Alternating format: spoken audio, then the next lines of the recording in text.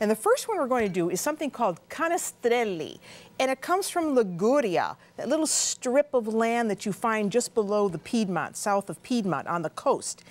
And canestrelli is a typical Ligurian cookie. It's a butter cookie. So we want to start out with some flour. Now, if you're in Italy, of course, everything the Italians do when they bake is measured out onto a scale. So if you have a scale and you put your cup of flour on it, that will give you an exact measurement. So a cup of flour doesn't weigh 8 ounces, as some people think. You see what it says right there? Right. So we have 2 cups of flour measured out into our bowl.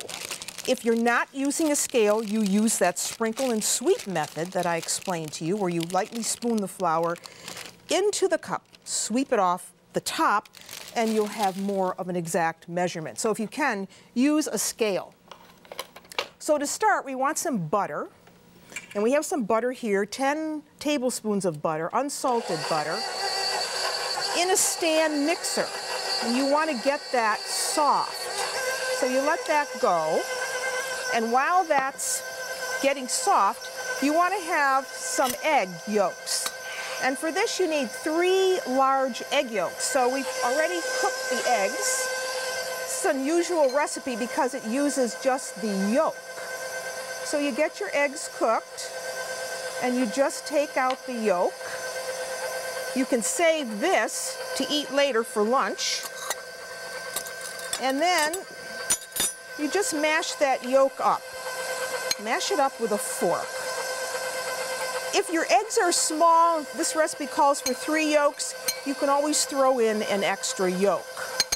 That's going to add a lot of nice color too. The yolk goes in.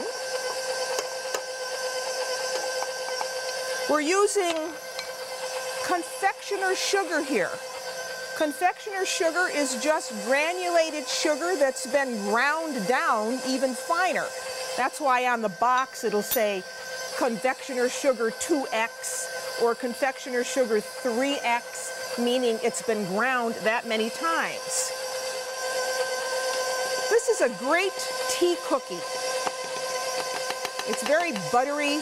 It's very delicate, and it's time-consuming to make because this is a cutout cookie. We're going to have to cut this cookie out and put up the speed a little bit here.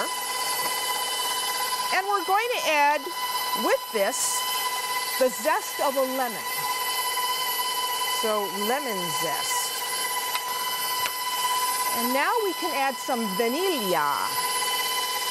So a little vanilla goes in. Stop the machine again and wipe down the sides of the bowls before we add the flour. Okay, so I'm going to add the flour slowly now.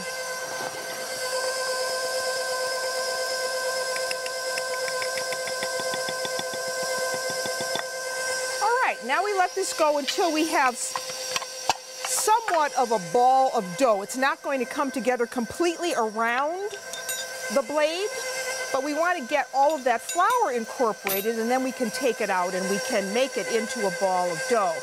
This is a cookie that's going to use a particular shape cookie cutter, kind of a flower shape. So something like this, maybe 2-3 inches. You can also buy something like this, you see? So we're going to use those 2. In my kitchen, I have a lot of different cookie cutters. So let's see where we are. Okay, this is looking good. And now we're going to put that in some plastic wrap. And we want this to chill, maybe for about 45 minutes or so. This is going to make about at least 4 dozen cookies, depending on how big your cookie cutter is. And the way I like to do it is to roll these between 2 sheets of parchment paper. So this is parchment paper.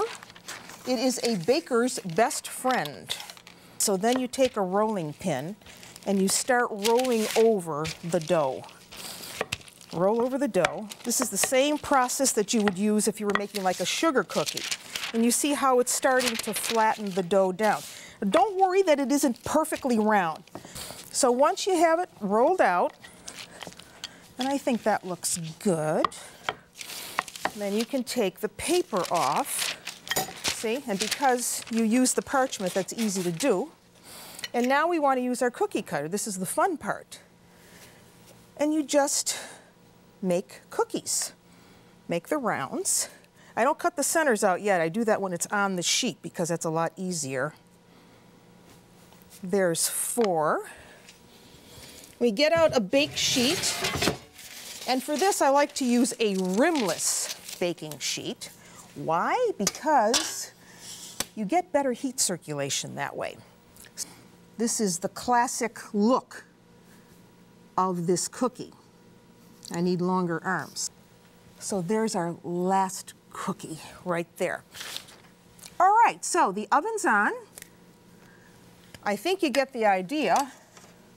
They go in. Remember, if you're using convection, you are lowering the temperature by 25 degrees. In they go. They remain pale.